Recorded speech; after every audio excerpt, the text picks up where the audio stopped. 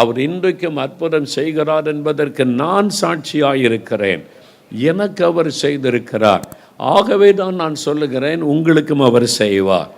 அவரை நம்பாத என்னை தேடி எங்கள் வீட்டுக்குள்ளே வந்து எனக்கு அற்புதம் செய்தாரே. இவங்கெல்லாம் இந்துக்கள், அங்கே படம் குத்து விளக்கெல்லாம் வச்சுருக்கிறாங்க. இந்த வீட்டுக்குள்ளே நான் வரமாட்டேன்னு என்று இயேசு வெளியிலே நிற்கவில்லை. அந்த வீட்டுக்குள்ளே இயேசு வந்தார்.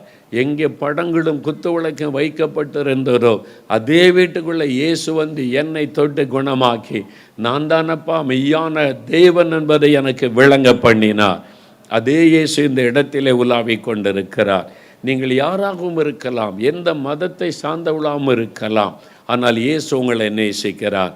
இயேசுவை நீங்கள் நம்பாதவர்களாக கூட இருக்கலாம். இயேசு உங்களை நேசித்து தான் இந்த இடத்துக்குள்ளே கொண்டு வந்திருக்கிறார். இயேசு உங்கள் மேலே அன்பு வைத்து தான் இந்த காரியங்களை நீங்கள் பார்க்கும்படி செய்திருக்கிறார். ஏன் தெரியுமா? உங்களுக்கு இன்றைக்கு ஒரு அற்புதம் தேவை. இன்றைக்கு உங்களுக்கு ஒரு விடுதலை தேவை. இன்றைக்கு உங்களுக்கு ஒரு சுகம் தேவை. அதற்காக ஆண்டவர் இந்த நிகழ்ச்சி மூலமாக உங்களோடு ஆண்டவர் பேசி கொண்டிருக்கிறார். இந்த பந்தில், இந்த டெண்டுக்குள்ளே கர்த்தர் அழைத்து வந்திருக்கிறார். ஆண்டவர் உங்களுக்கு ஒரு அற்புதம் செய்ய போகிறார். விசுவாசியுங்கள், விசுவாசியுங்கள்.